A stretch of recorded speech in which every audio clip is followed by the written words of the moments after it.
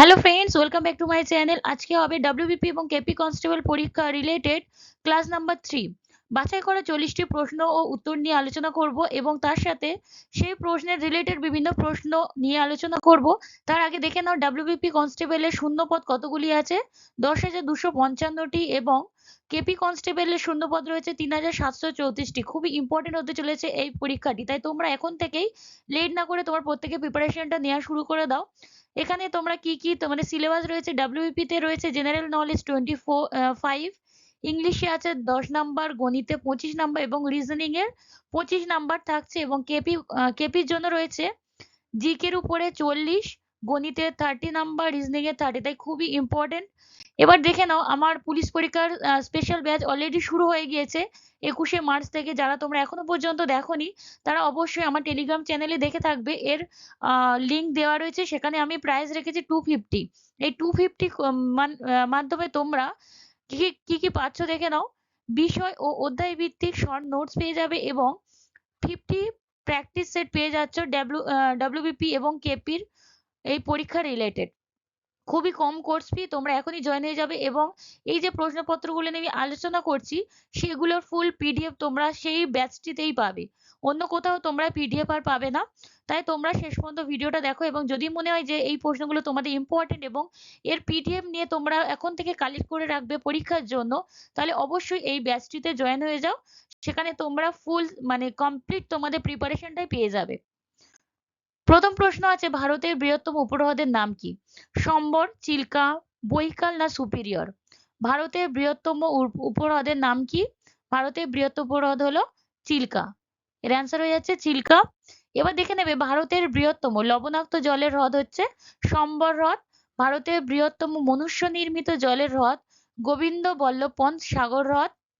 ভারতের বৃহত্তম উপহ্রদ চিল্কা। ভারতের উচ্চতম হ্রদ সিকিমের ছো লামো। পৃথিবীর বৃহত্তম কৃত্রিম হ্রদ লেক ভোল্টা। পৃথিবীর গভীরতম হ্রদ বৈকাল। পৃথিবীর উচ্চতম হ্রদ তিতিকাকা। পৃথিবীর স্বাদু জলের হ্রদ বৃহত্তম স্বাদু জলের হ্রদ সুপিরিয়র এবং পৃথিবীর বৃহত্তম নোনা জলের হ্রদ হলো কাস্পিয়ান সাগর হ্রদ। নেক্সট প্রশ্ন, মুসলিম লীগ কবে পাকিস্তান প্রস্তাব গ্রহণ করে? খুবই ইম্পর্টেন্ট, সব প্রত্যেকটা প্রশ্নই খুবই ইম্পর্টেন্ট। তোমরা ভালো করে এগুলো দেখো এবং এর রিলেটেড বিভিন্ন প্রশ্ন মুখস্থ করার চেষ্টা করো, এভাবে কিন্তু তোমাদের খুব ভালো করে মুখস্থ হয়ে যাবে। 1940 সালে মুসলিম লীগ প্রথম পাকিস্তান প্রস্তাব গ্রহণ করেন। 1940 সালের মার্চ মাসের লাহোরে যুদ্ধ শুরু হওয়ার পর মুসলিম লীগের প্রথম সভা অনুষ্ঠিত হয়। 1940 সালে 23শে মার্চ পাকিস্তান প্রস্তাব পাশ হয় এবং পাকিস্তান প্রস্তাবের জনক বলা হয় চৌধুরী রহমত আলীকে। 1941 সালের এপ্রিলে মাদ্রাজে অনুষ্ঠিত অধিবেশনে পৃথক পাকিস্তান গঠনের দাবি তোলা হয়। পরের প্রশ্ন, বাংলায় চৈতন্যদেবের সমসাময়িক সুলতান কে ছিলেন? চৈতন্যদেবের সমসাময়িক অপশনগুলো দেখে নেবেন, নুসরাত শাহ, আলাউদ্দিন হোসেন শাহ, ফতেহ শাহ না হোসেন শাহ সার্কি। এর অ্যান্সার কি হয়ে যাবে? চৈতন্যদেবের সমসাময়িক ছিলেন আলাউদ্দিন হোসেন শাহ। বড়-অমির গুপ্ত সাম্রাজ্যের সমসাময়িক ছিলেন। নবরত্নের জন্য বিখ্যাত ছিলেন দ্বিতীয় চন্দ্রগুপ্ত। ধন্বন্তরী দ্বিতীয় চন্দ্রগুপ্তের সমসাময়িক ছিলেন। আর হর্ষবর্ধনের সমসাময়িক ছিলেন শশাঙ্ক। এভাবে তোমরা মুখস্থ করবে, তাহলে খুব ভালোভাবে তোমাদের প্রিপারেশনটা হয়ে যাবে। নিউটনের কোন সূত্রকে জারডের সূত্র বলা হয়? নিউটনের কোন সূত্রকে জারডের সূত্র বলা হয়? প্রথম সূত্র, দ্বিতীয় সূত্র, তৃতীয় না সবকটি? প্রথম সূত্রকে নিউটনের প্রথম সূত্রে জারডের সূত্র বলা হয়। নিউটনের প্রথম গতিসূত্রে কি বলা হয়েছে? বাইরে থেকে কোনো বল প্রযুক্ত না হলে স্থির বস্তু চিরকাল স্থির থাকবে এবং গতিশীল বস্তু চিরকাল গতিশীলভাবে সরল রেখায় চলতে থাকবে। নিউটনের প্রথম গতিসূত্র থেকে আমরা বলের সংজ্ঞা এবং জারডের ধারণা পেয়ে থাকি। এই ছিল ইম্পর্টেন্ট নিউটনের প্রথম গতিসূত্র থেকে। বংশগতি সূত্রের প্রণেতাকে? বংশগতি সূত্রের প্রণেতা মেন্ডেল, স্টার্লিং, ল্যামার্ক না রোনাল্ড রস? বংশগতি সূত্রের প্রণেতা হলেন মেন্ডেল। জন্মের মাধ্যমে এক প্রজন্ম থেকে পরের প্রজন্মে জীবের চারিত্রিক বৈশিষ্ট্যের এই অনুক্রমিক সঞ্চালনকে বংশগতি বলা হয়। মিউটেশন তত্ত্বের প্রবক্তা হলেন হুগো দা ভিস। বংশগতিবিদ্যার জনক মেন্ডেল। মেন্ডেলের প্রথম সূত্র পৃথকীভবনের সূত্র এবং দ্বিতীয় সূত্র স্বাধীন বিন্যাসের সূত্র। এই বংশগতি, এই যে চ্যাপ্টারটি রয়েছে, খুবই ইম্পর্টেন্ট। এর থেকে অনেক প্রশ্নই জিজ্ঞেস করা হয়। তোমরা যারা পরীক্ষা ডাব্লিউবিপির ব্যাচ কিনেছো তারা দেখবে আমি বংশগতির পুরো যত প্রশ্ন আছে, যত ইম্পর্টেন্ট প্রশ্ন আছে, আমি প্রত্যেকটা নোটস বানিয়ে সেখানে দিয়ে দিয়েছি। তোমরা যারা নিতে চাইছো এই পিডিএফ গুলো অবশ্যই তোমরা জয়েন হয়ে যাবে। 2011 জনগণনা অনুযায়ী কোন রাজ্যে সাক্ষরতার হার সর্বাধিক? 2011 জনগণনা খুবই ইম্পর্টেন্ট। এর থেকে প্রচুর প্রশ্ন প্রত্যেকটি এক্সামে জিজ্ঞেস করতে থাকে। এটার অ্যান্সার হয়ে যাবে কেরালা। কেরালার সাক্ষরতার হার সব থেকে বেশি। ভারতের সর্বাধিক সাক্ষর রাজ্য কেরালা আর সর্বনিম্ন হলো বিহার। এবার যদি বলা হয় সর্বাধিক স্বাক্ষর কেন্দ্রশাসিত অঞ্চল, সেটা হয়ে যাবে লাক্ষাদ্বীপ এবং সর্বনিম্ন দাদরা ও নগর হাভেলি। তাহলে তোমরা এগুলো দেখে রাখছো। পরের প্রশ্ন, নিম্নের কোনটি ড্রাফটিং কমিটির উদ্দেশ্য?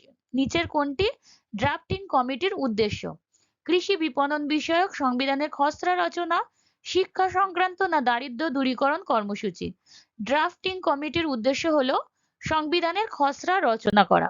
Kothari, Sadler, Hunter, Yashpal committee এগুলো সবই শিক্ষা সংক্রান্ত committee. The group agrarian committee দারিদ্র দূরীকরণ কর্মসূচির উদ্দেশ্যে বানানো হয়েছে। অ্যাকওয়ার্ড কমিটি রেলওয়ে সংক্রান্ত বিভিন্ন উদ্দেশ্যে এই কমিটি বানানো হয়েছে। এবার তোমরা জেনে রাখবে আরো যত কমিটি আছে প্রত্যেকটা প্রশ্নে, এগুলো তোমরা স্পেশাল ব্যাচগুলোতেই পেয়ে যাবে। ভারতের শেষ ব্রিটিশ ভাইসরয় কে ছিলেন? Lord Wavell, Lord Mountbatten, Lord Linlithgow না এটলি? ভারতের শেষ ভাইসরয়, ব্রিটিশ ভাইসরয় ছিলেন লর্ড মাউন্টব্যাটেন। ভারতের প্রথম ভাইসরয় কে ছিলেন? লর্ড ক্যানিং। শেষ viceroy Lord Mountbatten. Lord Mountbatten ছিলেন স্বাধীন ভারতেরও শেষ ভাইসরয়। অগাস্ট অফারের প্রস্তাবগুলি কি ছিল? অগাস্ট অফারের প্রস্তাব ক্রমান্বয়ে ভারতের পূর্ণ স্বাধীনতা, ডোমিনিয়ন স্ট্যাটাস, প্রাদেশিক স্বায়ত্তশাসন না কেন্দ্রে প্রতিনিধিত্বমূলক সরকার গঠন? অগাস্ট অফারের প্রস্তাবগুলির মধ্যে একটি হলো ডোমিনিয়ন স্ট্যাটাস। অগাস্ট অফার 1940 সালে ভাইসরয় লর্ড লিনলিথগোর দেওয়া একটি প্রস্তাব। এই প্রস্তাবে ভারতের লক্ষ্য ছিল ডোমিনিয়ন স্ট্যাটাস। এই প্রস্তাবের সংখ্যালঘুদের সম্মতি ছাড়া ভবিষ্যতের কোনো সংবিধান গৃহীত হবে না বলে বলা হয়েছে। তৎকালীন প্রধানমন্ত্রী, ইংল্যান্ডের প্রধানমন্ত্রী ছিলেন উইনস্টন চার্চিল। আর এটি দ্বিতীয় বিশ্বযুদ্ধে ভারতীয়দের সহযোগিতা পাওয়ার একটি প্রচেষ্টা ছিল। কোন মারাঠা নেতা মারাঠাদের সামনে হিন্দু সাম্রাজ্য প্রতিষ্ঠার আদর্শ তুলে ধরেছিলেন? শিবাজি, বালাজি বিশ্বনাথ, প্রথম বাজিরাও না দ্বিতীয় বাজিরাও? তার অ্যান্সার হয়ে যাবে প্রথম বাজিরাও, যিনি একজন মারাঠা নেতা ছিলেন এবং মারাঠাদের সামনে হিন্দু সাম্রাজ্য প্রতিষ্ঠার আদর্শ তুলে ধরেছিলেন। এর রিলেটেড কি আমাদের দেখে রাখতে হবে? দেখো, তিনি এই যে প্রথম বাজিরাও, তিনি ছিলেন 9 জন পেশোয়ারের মধ্যে অন্যতম। 1737 সালে দিল্লি যুদ্ধের প্রথম বাজিরাওয়ের অধীনে মারাঠারা দিল্লির উপকণ্ঠে পৌঁছায়। দিল্লি যুদ্ধের সময় মারাঠা রাজনীতির চাণক্য বলা হয় কাকে? নানা ফড়নবিসকে। দ্বিতীয় বাজিরাও মারাঠাদের 13তম ও শেষ পেশোয়া ছিলেন। যেহেতু শেষ পেশোয়া, তাহলে এনার নামটা খুব ভালো করে তোমাদের পড়ে রাখতে হবে। পরের প্রশ্ন, নিম্নের কোন নদীর প্রধান শাখা হলো ভাগীরথী নদী? সিন্ধু, ব্রহ্মপুত্র, গঙ্গা না নর্মদা? প্রধান শাখা ভাগীরথী কোন নদীর? এটার অ্যান্সার হয়ে যাবে গঙ্গা নদী। এবার গঙ্গা নদী সম্পর্কিত আরো কিছু প্রশ্ন দেখে রাখতে হবে। ভারতের দীর্ঘতম নদী হলো এই গঙ্গা নদী। উত্তরাখণ্ডের গঙ্গোত্রী হিমবাহ থেকে এই নদীর উৎপত্তি লাভ করেছে। উৎপত্তি স্থলে গঙ্গা নদীর নাম ছিল ভাগীরথী। আর গঙ্গা নদী পতিত হয়েছে বঙ্গোপসাগরে। গঙ্গা নদীর দৈর্ঘ্য কত? 2525 কিলোমিটার। গঙ্গার ডান তীরের উপনদী সোন ও যমুনা, যেটা খুবই ইম্পর্টেন্ট, এটা আমাদের অবশ্যই দেখে রাখতে হবে। এবং বাম তীরের উপনদীগুলো হলো ঘরঘরা, গন্ডক, কোশি। পরের প্রশ্ন, নিম্নের কোন ক্রিকেটার প্রথম সি.কে. নায়ডু অ্যাওয়ার্ড জেতেন? সি.কে. নায়ডু অ্যাওয়ার্ড সুনীল গাভাস্কার, জি.আর. বিশ্বনাথ, লালা অমরনাথ না সচিন টেন্ডুলকর? এইটার অ্যান্সার কি হয়ে যাবে? লালা অমরনাথ ছিলেন তিনি প্রথম ক্রিকেটার হিসাবে সি.কে. Naidu award জেতেন।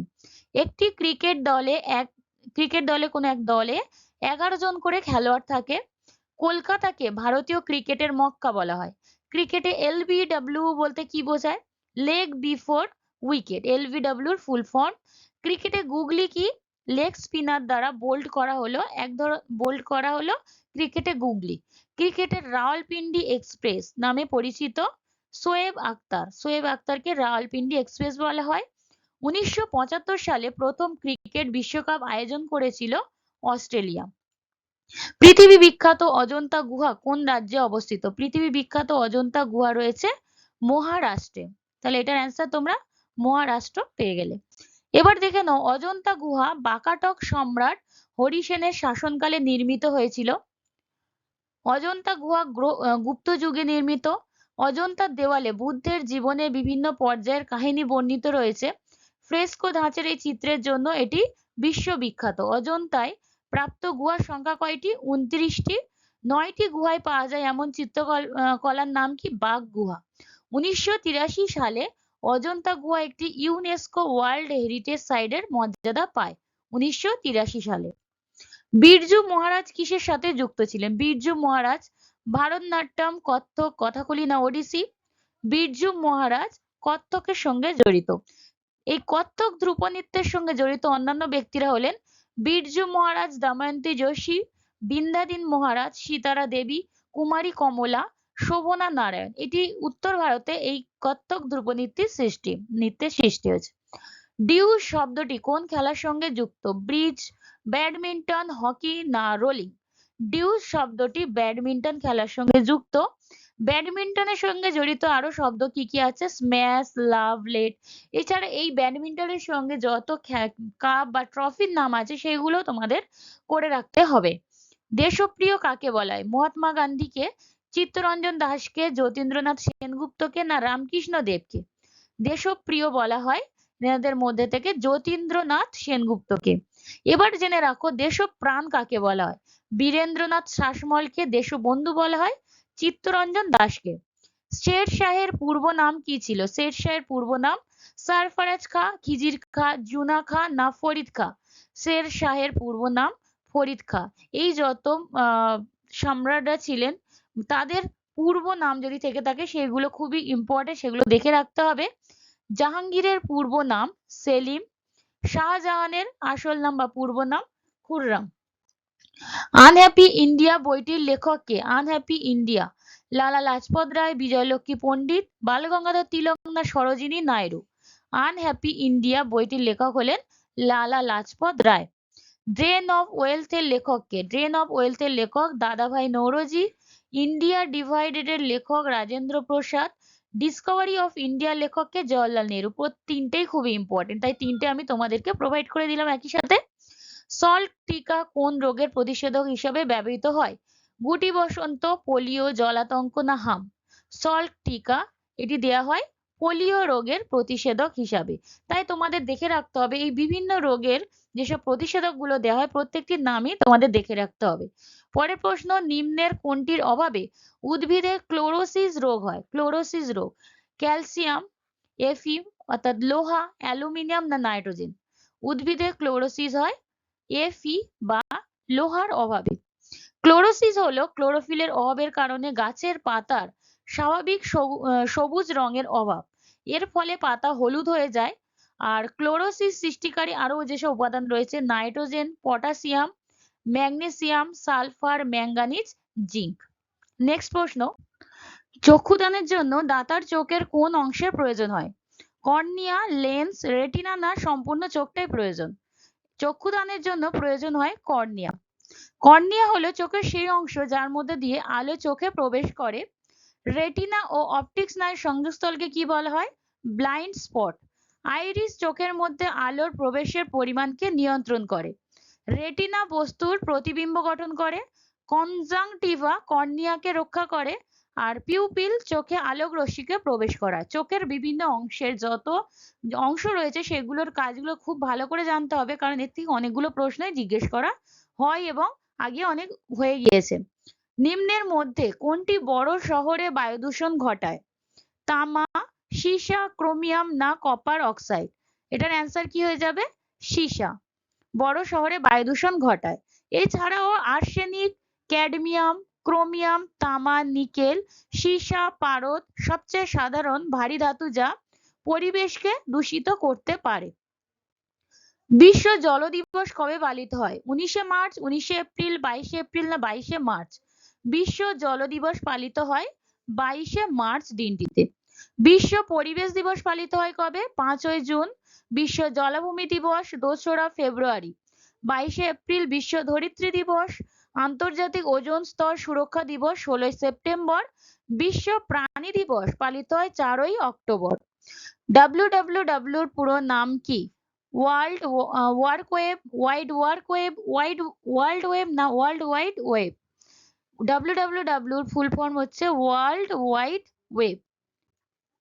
Team Berners-Lee WWW এর জনক, ল্যারি পেজ ও সের্গেই ব্রিন গুগলের জনক, স্টিভ চেন, চ্যাড হারলি ও জাভেদ করিম ইউটিউবের জনক। এই জনকগুলো এই WWW এর সঙ্গে তোমরা দেখে নিলে টিম বার্নার্স-লি, তেমনই অন্যান্য জনকগুলো পড়ে রাখতে হবে। যত সোশ্যাল মিডিয়া আছে প্রত্যেকটা জনক তোমাদের নাম জিজ্ঞেস করতে পারে। প্রথম কোন ভারতীয় মহিলার ছবি ডাক টিকিটে প্রকাশ পায়? ইন্দিরা গান্ধী, সরোজিনী নাইডু, মীরাবাই না রানী লক্ষ্মীবাই? প্রথম মহিলার ছবি ভারতীয় হিসাবে ডাক টিকিটে প্রকাশ পায় মীরাবাইয়ের ছবি। কলকাতা কর্পোরেশনের প্রথম মেয়র কে ছিলেন?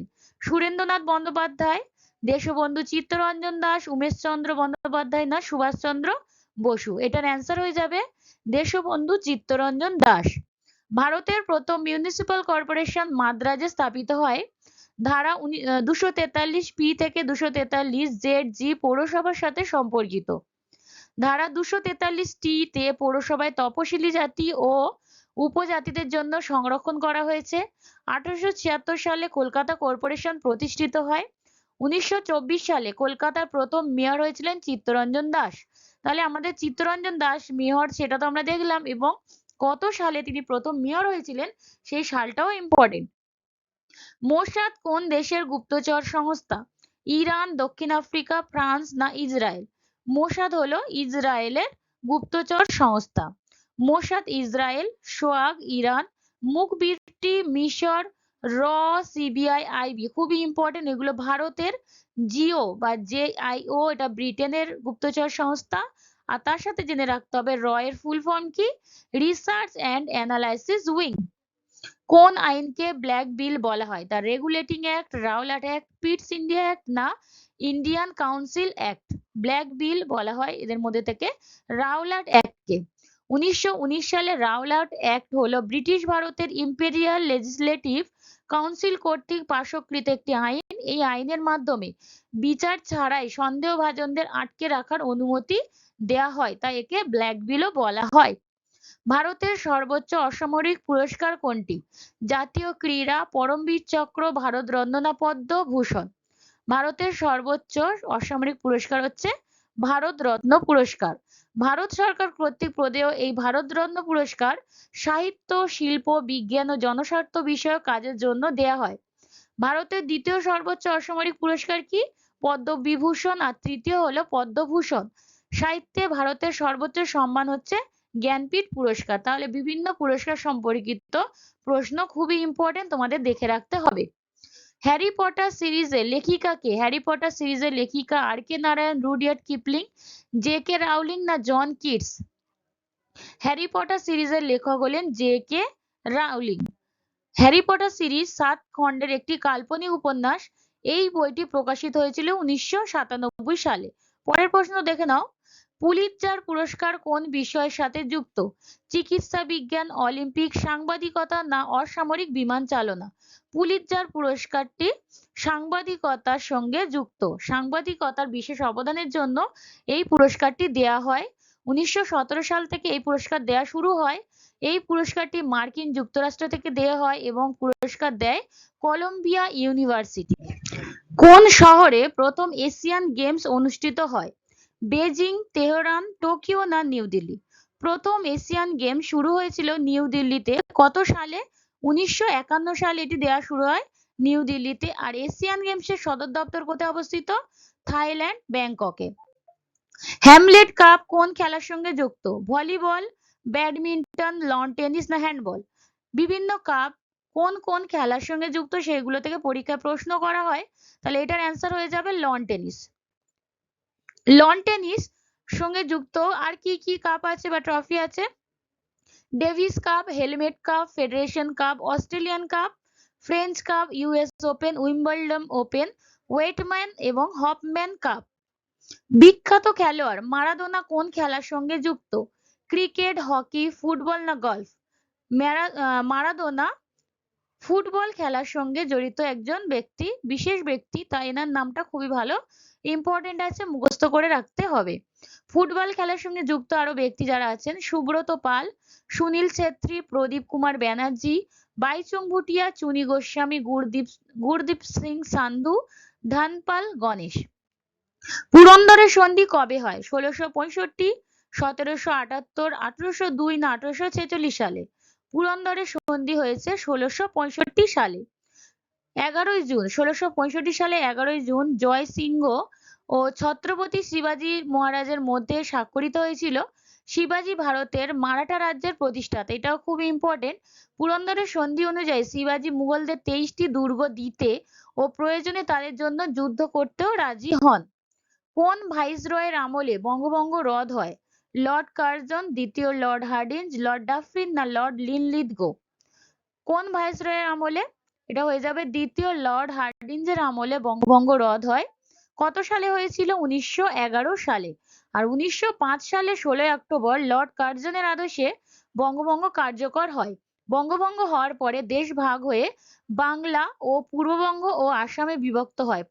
বাংলার মধ্যে রয়েছে পশ্চিমবঙ্গে, বর্তমানে যেটা রয়েছে পশ্চিমবঙ্গ, ওড়িশা, আসাম।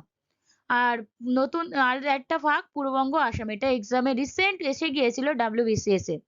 1911 সালে কলকাতা থেকে দিল্লিতে রাজধানী স্থানান্তরিত হয়। দুদু মিয়া কোন আন্দোলনের সঙ্গে যুক্ত? কোল বিদ্রোহ, ফরাজি আন্দোলন, সিপাহী বিদ্রোহ না ওয়াহাবি আন্দোলন? দুদু মিয়া এই ব্যক্তিটি যুক্ত ফরাজি আন্দোলনের সঙ্গে। ফরাজি আন্দোলন শুরু হয়েছিল কবে? 1842 সালে। এই আন্দোলনের প্রবর্তক হলেন হাজী শরীয়ত উল্লাহ। ফরাজি কথাটি আরবি শব্দ ফরজ থেকে, যার অর্থ আল্লাহর আদেশ বা ইসলাম নির্দিষ্ট কর্তব্য। পরের প্রশ্ন: জৈন ধর্মের কোন লোকেরা কোন বস্ত্র পরিধান করেন না? কোনো বস্ত্র পরিধান করেন না। শ্বেতাম্বর, দিগম্বর, নিগ্রন্ত না অরহন্ত? কোনো বস্ত্র পরিধান করেন না জৈন ধর্মের দিগম্বর শ্রেণীর মানুষেরা।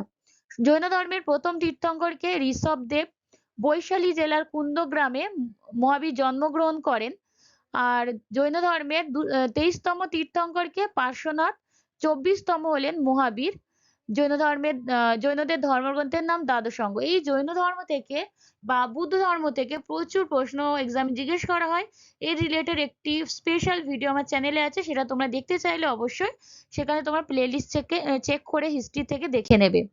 ক্ষেত্রফলের ভিত্তিতে পৃথিবীতে ভারতের স্থান কত? দ্বিতীয়, চতুর্থ, ষষ্ঠ না সপ্তম? ক্ষেত্রফলের ভিত্তিতে পৃথিবীতে ভারতের স্থান হচ্ছে সপ্তম।